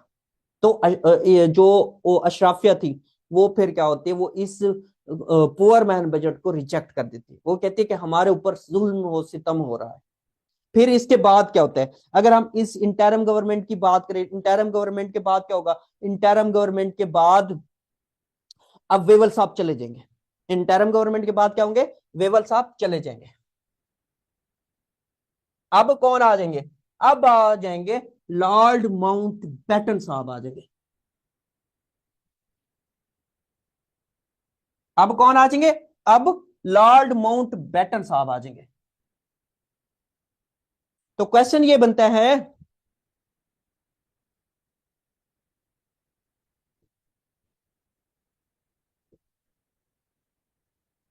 लॉर्ड माउंट बैटन ये कब है? ये मार्च के मंथ में है, मार्च 1947 में है। और कब तक रहे? जब तक पार्टीशन होती है, क्योंकि इन्हीं के दौर में पार्टीशन हुई थी। तो होता यह है, इसके बारे में फिर क्वेश्चन क्या बनता है? लास्ट वेस्टराय, लास्ट वेस्टराय ऑफ सब कॉन्टिनेंट या इंडिया, बर सगीर का आखिरी। फिर दूसरा क्वेश्चन क्या बनता है? Shortest tenure, as a viceroy, as a viceroy किसका शॉर्टेस्ट टेन्योर है? शॉर्टेस्ट टेन्योर भी इसी लॉर्ड माउंटबेटन साहब का है। लॉर्ड माउंटबेटन साहब का शॉर्टेस्ट टेन्योर है, और साथ में याद रखिएगा लास्ट लास्ट वेस्टराय है किसका? सब कॉन्टिनेंट का। अब बात यहीं पे नहीं खत्म होती। असल में जो 3 जून प्लान था, 3 जून प्लान था, या इसे इंडिया पार्टीशन प्लान, ये भी कहीं कहीं कहीं पे कहा जाता है। 3 जून प्लान ये वो इंडिया पार्टीशन प्लान कहलाता है। होता क्या है? अब होता ये है, ये दिया कब गया? सबसे पहले तो ये याद रखिएगा, ये 1947 में दिया गया। कब दिया गया? 1947 में, इंडिया पार्टीशन प्लान या 3 जून प्लान। इसमें होता क्या है? इसमें असल में जब हम बात करें ना, जब माउंटबेटन की, इसको असल में भेजा किसने था? इसको असल में यूके का प्राइम मिनिस्टर था, यूके का प्राइम मिनिस्टर एटली था। एटली, एटली जो था ये क्या था? प्राइम मिनिस्टर था यूके का। और ये लेबर पार्टी, इसका ताल्लुक किससे था? इसका ताल्लुक लेबर पार्टी से था। जब ये कंपेन कर रहा था ना, अपनी इलेक्शन कंपेन, तो इसने प्रॉमिस किया था, इसने प्रॉमिस ये क्या था कि अगर मैं प्राइम मिनिस्टर बना तो मैं क्या करूंगा? मैं सब कॉन्टिनेंट को आजाद कर दूंगा, अलग कर दूंगा। अगर मैं वजीर आजम बना तो मैं क्या करूंगा? मैं सब कॉन्टिनेंट को अलग कर दूंगा, उसके मतलब क्या कर दूंगा? पार्टीशन कर दूंगा। तो इसी वजह से इसने क्या कहा था? इसी ने यूके प्राइम मिनिस्टर एटली ने, जिसका ताल्लुक लेबर पार्टी से था, उसने लॉर्ड माउंटबेटन को भेजा इसी वजह से था कि जाओ और जाके इनको आजाद करो, जाओ और जाके आजाद करो। तो ये 3 जून प्लान था। 3 जून प्लान या इंडिया पार्टीशन प्लान जिसे कहते हैं, वो यही था कि माउंटबेटन को खास इसी वजह से भेजा गया था कि आप जाओ और जाके क्या करो? इंडिया को आजाद करो, इंडिया के क्या करो? पार्टीशन करो। तो उस टाइम फिर क्वेश्चन यही बनता है, जब पाकिस्तान बना तो उस टाइम यूके के प्राइम मिनिस्टर कौन थे? यूके के प्राइम मिनिस्टर ये एटली साहब थे। एटली साहब की पार्टी कौन थी? लेबर पार्टी थी। असल में इन्होंने क्या किया था? इन्होंने वादा क्या था? इन्होंने असल में क्या वादा किया था? इन्होंने वादा ये क्या था कि हम 20 फरवरी 1947 तक हिंदुस्तान को आजाद कर देंगे। लेकिन फिर आपको पता है कि जो पॉलिटिकल स्टेटमेंट होती है ना, पॉलिटिकल स्टेटमेंट, जैसे वो आपने भी अक्सर सुना था कि साउथ पंजाब सूबा बना रहे हैं, साउथ पंजाब क्या कर रहे हैं? सूबा बना रहे हैं। तो वो क्या होता है? वो एक पॉलिटिकल स्टेटमेंट थी। साउथ पंजाब आज तक सूबा नहीं बना, सिर्फ एक क्या है, एक उसके इंतजामी अमूर के लिए एक सेक्रेटरिएट बना दिया, और उसके बाद आज तक सूबा नहीं बना। तो इसी तरीके से इसने कहा था, एटली साहब ने, कि तकरीबन 20 फरवरी 1947 तक हम क्या करेंगे? हिंदुस्तान को आजाद कर देंगे। लेकिन 20 फरवरी 1947 तक आजाद नहीं हुआ, तो इस वजह से इसने 3 जून प्लान दिया। किसको भेजा था? माउंटबेटन को भेजा था। माउंटबेटन आता है और वो आके 3 जून प्लान देता है, ये जिसे इंडिया पार्टीशन प्लान भी कहा जाता है। और फिर इनको क्या कहा जाता है कि हम क्या करेंगे? अब हिंदुस्तान को आजाद करेंगे। तो ये क्या करेंगे? ये सबसे पहले बाउंड्री कमीशन बनाएंगे। अब यहां पे 2-3 क्वेश्चन बनते हैं। क्या क्या क्वेश्चन बनते हैं देखिए। आप क्या करेंगे? बाउंड्री कमीशन बनाएंगे।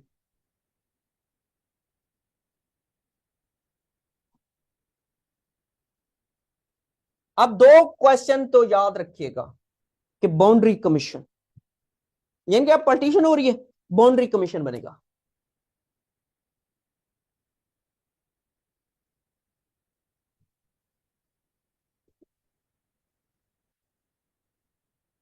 Boundary commission. अब सबसे पहला क्वेश्चन क्या बनता है? बाउंड्री कमीशन बनाया कब गया था या कब अनाउंस किया गया? फिर उसके बाद इसके 2 क्वेश्चन तो लाजमी बनेंगे। 2 क्वेश्चन मोस्टली बनते हैं, बार बार कह रहा हूं। एक तो ये बनेगा कि ये बनाया कब किया गया था, बाउंड्री कमीशन फॉर्म्ड कब किया गया? बाउंड्री कमीशन फॉर्म्ड कब किया गया? याद रखिएगा, 4 जुलाई 1947 को ये बनाया गया था, ये फॉर्म्ड किया गया था। 4 जुलाई 1947 को बनाया गया था। फिर बाउंड्री कमीशन इनाउंस कब हुआ, यानी कि अब उन्होंने कह दिया, अनाउंस कर दिया, यानी कि कमीशन को क्या अवार्ड कह लें या कुछ भी समझ लें। ये फिर क्वेश्चन एक बनता है कि ये अनाउंस कब हुआ। अगर फार्म्ड आ जाए तो फार्म तो ये 4 जुलाई 1947 को बन गया था। इनाउंस इसको कब किया गया, इनाउंस इसको कहा गया था यानी कि पाकिस्तान और इंडिया बनने के 2 दिन बाद, यानी कि कब, 17 अगस्त 1947 को ये अनाउंस किया गया, क्योंकि बंटवारा बाद में हुआ था। यानी कि जब कह दिया था, देखो ना, अब असल में देखो कि पाकिस्तान 14 अगस्त को क्यों अपनी इंडिपेंडेंस मनाता है, 15 को क्यों नहीं मनाता, इंडिया क्यों 15 को मनाता है, क्योंकि 14 अगस्त को लॉर्ड माउंटबेटन खुद आता है पाकिस्तान, और पाकिस्तान की जो असेंबली थी उसमें खिताब करता है और आके कहता है कि आज आप लोग आजाद हो। तो पाकिस्तान इसी वजह से 14 अगस्त को अपनी इंडिपेंडेंस मनाता है। इंडिया क्यों 15 अगस्त को मनाता है, क्योंकि यहां से वो खिताब करके इंडिया जाता है, फिर इंडिया की असेंबली में जाके जब वो खिताब करता है तो उस दिन 15 अगस्त होता है, इसी वजह से 15 अगस्त को वो क्या करता है, वो उसके साथ खिताब करता है। और फिर इसी वजह से इंडिया अपनी आजादी जो है 15 अगस्त को क्या करता है, उसको मनाता है, सेलिब्रेट करता है। इसी तरह से फिर अब ये मुल्क भी आजाद हो गया, वो मुल्क भी आजाद हो गया, फिर अब इसकी बाउंड्री की तो निशानदेही करनी थी। कमीशन कब बनाया गया, फॉर्म इसको 4 जुलाई 1947 को किया गया, इनाउंस इसको 17 अगस्त 1947 को किया गया। इसके हेड कौन थे, इसके हेड जो थे वो सैरल रेडक्लिफ थे। इस कमीशन के हेड या चेयरमैन कह लो, चेयरमैन वो सैरल रेडक्लिफ थे। सैरल रेडक्लिफ कौन थे, बाय प्रोफेशन, बाय प्रोफेशन ये लायर थे, वकील थे। बाय प्रोफेशन ये क्या था, बाय प्रोफेशन ये लायर था। बाय प्रोफेशन क्या था, बाय प्रोफेशन ये लायर था। फिर क्वेश्चन क्या बनेगा, अब यहां पे 2 क्वेश्चन याद रखिएगा फिर बनते हैं। वो क्या बनता है, एक पंजाब बाउंड्री कमीशन बनता है, यानी कि पंजाब बाउंड्री कमीशन की भी क्या की गई थी, हदूदबंदी की गई। अब एक इंडिया का पंजाब है, एक पाकिस्तानी पंजाब है, तो इसको भी 2 हिस्सों में तकसीम किया गया था, इसमें भी तो लाइन ड्रा करनी थी। तो पंजाब बाउंड्री कमीशन बना। पंजाब बाउंड्री कमीशन का हेड कौन था या चेयरमैन कौन था, चेयरमैन यही सैरल रेडक्लिफ था। चेयरमैन कौन था, चेयरमैन सैरल रेडक्लिफ, रेडक्लिफ था। चेयरमैन कौन था, चेयरमैन सैरल रेडक्लिफ था। फिर क्वेश्चन क्या बनता है, चलें अब पंजाब को हमने डिवाइड करना है, पंजाब की बाउंड्री का तयन करना है। तो पंजाब की जब बाउंड्री का तयन कर रहे हैं तो मुस्लिम लीग की तरफ से कौन था, मुस्लिम लीग की तरफ से कौन था या कांग्रेस की तरफ से इधर कौन था, कांग्रेस ने कौन कौन से नॉमिनेट किए थे, मुस्लिम लीग ने कौन से नॉमिनेट किए थे। असल में कांग्रेस से फिर आपको बुलाएगा कि या पाकिस्तान से आपको बुलाएगा, मतलब मुस्लिम लीग की तरफ से। मुस्लिम लीग का मतलब क्या है, पाकिस्तान की तरफ से। कांग्रेस की तरफ से मतलब क्या है, इंडिया। इंडिया की तरफ से कौन, किसने नुमाइंदगी की, मुस्लिम लीग की तरफ से या पाकिस्तान की तरफ से किसने नुमाइंदगी की। ये पंजाब बाउंड्री कमीशन की बात कर रहे हैं। जब पंजाब बाउंड्री कमीशन की बात कर रहे हैं तो पंजाब बाउंड्री कमीशन में मुस्लिम लीग की तरफ से जस्टिस दीन मोहम्मद, एक नाम याद रखिएगा, जस्टिस दीन मोहम्मद, जस्टिस दीन मोहम्मद था मुस्लिम लीग की तरफ से। या मुस्लिम लीग मतलब मुस्लिम लीग ही नुमाइंदा बड़ी जमात थी उस टाइम, तो इसने या पाकिस्तान की तरफ से किसने नुमाइंदगी की थी, जस्टिस दीन मोहम्मद। जस्टिस दीन मोहम्मद के साथ एक और जज भी था, उसका नाम है जस्टिस मोहम्मद मुनीर, जस्टिस मोहम्मद मुनीर। ये पाकिस्तान की तरफ से थे, इन्होंने पाकिस्तान की तरफ से नुमाइंदगी की। कांग्रेस की तरफ से बात करें तो या इंडिया की तरफ से बात करें तो इंडिया की तरफ से मेहरचंद, जस्टिस मेहरचंद, और दूसरे जस्टिस तेजा सिंह, ये थे जस्टिस मेहरचंद, जस्टिस तेजा सिंह। ये क्या थे, ये कांग्रेस की तरफ से थे। मुस्लिम लीग की तरफ से ये या पाकिस्तान की तरफ से जस्टिस दीन मोहम्मद और जस्टिस मोहम्मद मुनीर थे। एक दफा फिर बता देता हूं कि बाउंड्री कमीशन बना इस डेट को था, अनाउंस इस डेट को किया गया। हेड जो था उसका जो चेयरमैन था वो सैरल रेडक्लिफ था। सैरल रेडक्लिफ जो था वो बाय प्रोफेशन वकील था। पंजाब बाउंड्री कमीशन की अगर बात करो तो Punjab boundary commission cereal Radcliffe था जिसका चेयरमैन और यहाँ पे फिर याद रखिएगा पाकिस्तान की तरफ से या मुस्लिम लीग की तरफ से जस्टिस दीन मोहम्मद, जस्टिस मोहम्मद मुनीर था। कांग्रेस की तरफ से या इंडिया की तरफ से जस्टिस मेहरचंद, जस्टिस तेजा सिंह था। फिर ये तो पंजाब वाली साइड हो गई। अब हमारे साथ क्या था, हमारे साथ बांग्लादेश भी था। तो बांग्लादेश की भी बाउंड्री क्या करनी थी, बाउंड्री को सेपरेट करना था, लाइंस लगानी थी। तो बंगाल की बाउंड्री कमीशन में कौन कौन था? फिर क्वेश्चन ये बनता है, ये तो पंजाब का हो गया। अब बताओ कि बंगाल का बाउंड्री कमीशन जो बना था उसमें कौन कौन लोग थे? बंगाल बाउंड्री कमीशन,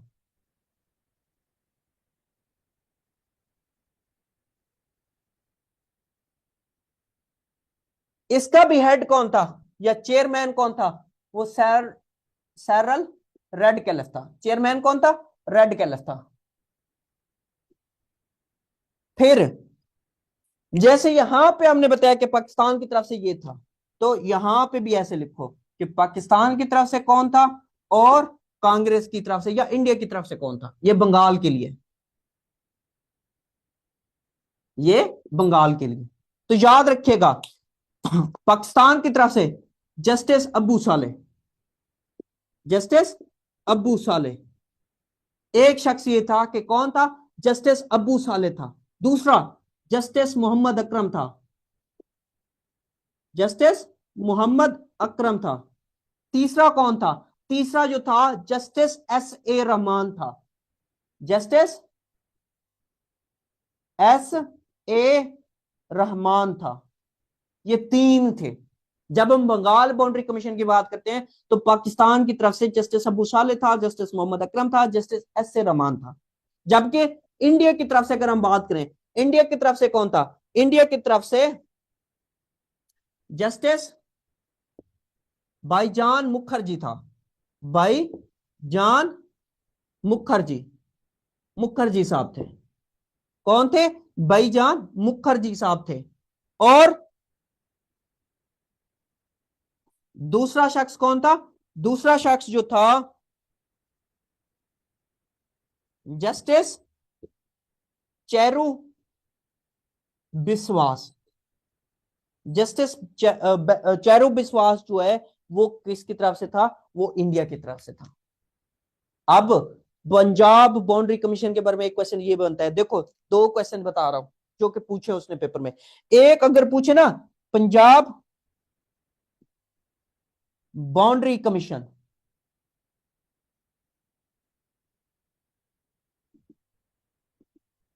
और दूसरा क्या पूछे? Punjab boundary force. दूसरा क्या पूछे? Punjab boundary force. इनके बारे में दो क्वेश्चन बनते हैं। पंजाब बाउंड्री कमीशन जो है, अगर कमीशन की बात करूं तो इसका आपने ठीक करना है नॉट डिसबैंडेड। ये डिसबैंडेड, ये टूटा नहीं था, नॉट डिसबैंडेड, ये याद रखिएगा। इसका सही ऑप्शन क्या बनता है पंजाब बाउंड्री कमीशन का? ये नॉट डिसबैंडेड बनता है। जबकि पंजाब बाउंड्री फोर्स, फोर्स जो थी ना, अब पंजाब की कुछ मतलब अगर बात करें पुलिस वाले जो थे या मतलब उस टाइम जो फौज में थे, अब उस फौज की तकसीम की गई, फोर्स की गई। तो पंजाब बाउंड्री फोर्स जो है ये डिसबैंडेड हुई थी। ये क्या हुई थी? डिसबैंडेड हुई थी। फिर क्वेश्चन ये बनता है इसको डिसबैंडेड किसने किया? इसको डिसबैंडेड किया था बोथ गवर्नर जनरल, यानी कि कैद आजम और जो उस साइड का गवर्नर जनरल था उसने क्या किया? बोथ गवर्नर जनरल ने इसको डिसबैंडेड किया था, यानी कि इसकी तकसीम की थी। पंजाब बाउंड्री फोर्स डिसबैंडेड हुआ था और उसको डिसबैंडेड किसने किया था? बोथ गवर्नर जनरल्स ने किया था। इसका right option both governor generals बनता है। तो ये क्वेश्चंस इंपॉर्टेंट हैं जो कि पूछता है। एक दफा रिपीट कर देता हूं। Punjab boundary commission sir Radcliffe chairman थे। कांग्रेस या इंडिया की तरफ से जस्टिस मेहरचंद, जस्टिस तेजा सिंह मुस्लिम लीग या पाकिस्तान की तरफ से जस्टिस दीन मोहम्मद और जस्टिस मोहम्मद मुनीर। जबकि बंगाल बाउंड्री कमीशन भी बना था, बंगाल बाउंड्री कमीशन का भी चेयरमैन रेडक्लिफ ही था। और पाकिस्तान की तरफ से justice Abu Saleh, justice Mohammad Akram, justice S A Rahman. और इसके अगर हम बात करूं तो जस्टिस भाईजान मुखर्जी, जस्टिस चेरू बिस्वास। और पंजाब बाउंड्री कमीशन जो है ये डिसबैंड नहीं हुआ था, नॉट डिसबैंडेड। जबकि पंजाब बाउंड्री फोर्स जो है ये डिसबैंडेड हुई थी और इसको किसने किया था? इसको किया था बोथ गवर्नर जनरल्स ने किया था। अब आपका क्या हो गया? अब आपका बंटवारा हो गया। बंटवारे से मुराद ये कि आप भी आजाद हैं और वो भी आजाद हैं। और आजकल आप पाकिस्तान में और वो इंडिया में। तो ये क्या है, ये अब पाकिस्तान की हिस्ट्री थी जो कि बिफोर 1947 थी। इसके बाद क्या होती है, इसके बाद आफ्टर 1947 होती है। नया सेशन स्टार्ट करने जा रहे हैं, नया बैच स्टार्ट करने जा रहे हैं, उसकी इंफॉर्मेशन आपको यहां पे बता देता हूं कि Monday to Friday, Monday to Friday class होती है। न्यू बैच जो हम स्टार्ट करने जा रहे हैं उसकी मंडे टू फ्राइडे क्लास होती है। कब से कब तक होती है? 7 से लेके 9 बजे तक क्लास होती है। और फिर इसमें याद रखिएगा कि संडे वाले दिन आपने इस वीक जितना भी पढ़ा है, संडे वाले दिन क्या होता है, आपकी वीकली असेसमेंट होती है। वीकली क्या होगी? वीकली टेस्ट होगा। वीकली असेसमेंट है, वीकली टेस्ट है, तो वो याद कर लो। असेसमेंट से मुराद वीकली आपका टेस्ट होता है। और ये बैच जो है, ये जो सेशन है, ये 3 मंथ का है। और पर मंथ फीस जो है वो क्या है? Per month fees 4000 per month है। 4000 पर मंथ फीस है। 3 मंथ का बैच है, 4000 पर मंथ फीस है।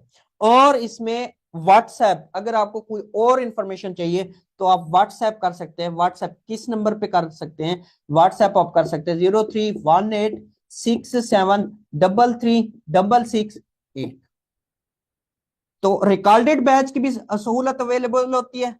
ये रिकॉर्डेड बैच जो होता है उनके लिए होता है जिनके पास कोई इंटरनेट का इशू हो, जिनके पास जॉब होल्डर है, जो जॉब होल्डर है, जॉब होल्डर, या जिनके पास नेटवर्क इशू होता है। और इसके अलावा नोट्स भी अवेलेबल होते हैं, नोट्स हम दे देते हैं। और जो क्लास है वो क्लास ऐसे ही आपकी मतलब कंडक्ट की जाती है। क्लास क्या है? क्लास इसी तरीके से कंडक्ट की जाती है। टाइमिंग जो है, टाइमिंग तकरीबन मोस्टली जो है 7 से 9 तक की होते हैं। कभी कभार अगर देखा जाए तो इसको हम चेंज भी करते रहते हैं। ये ज्यादा से ज्यादा 7:30 से 9:30 तक होती है, यानी कि 2 घंटे की क्लास होती है। 7:30 से 9:30 तक टाइमिंग होती है। और बाकी ये सारी इंफॉर्मेशन है। इसके अलावा लेक्चर से रिलेटेड कोई क्वेश्चन है तो पूछ सकते हैं। और अगर आपको एडमिशन से रिलेटेड कोई भी इंफॉर्मेशन वगैरह चाहिए तो ये आपके पास व्हाट्सएप नंबर गिवन है। इसके अलावा बाकी सारी डिटेल्स मैंने आपके साथ शेयर कर दी है।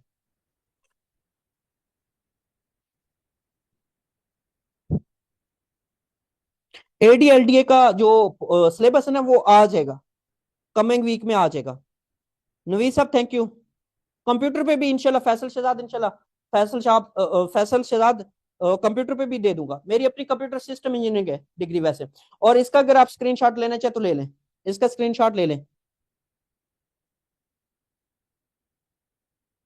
जी फारूक, फारूक साहब, आप इस नंबर पे कांटेक्ट कर लें। फारूक लतीफ, आप इस नंबर पे कांटेक्ट कर लें।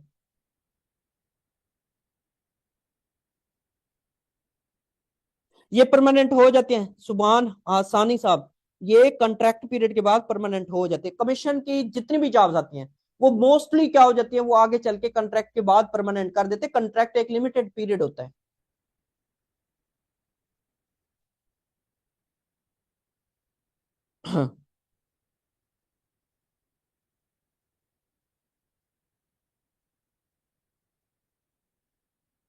सेम होता है। देखिए ना, जितनी भी जॉब्स आती है ना, जितनी भी जॉब्स आती हैं उन सब का सिलेबस सेम होता है। ये वन पेपर ही होते हैं। वन पेपर में मोस्टली 10 सब्जेक्ट ही होते हैं। वन पेपर में मोस्टली 10 सब्जेक्ट ही होते हैं जो कि हमने कवर करने होते हैं। और ये जो नया सेशन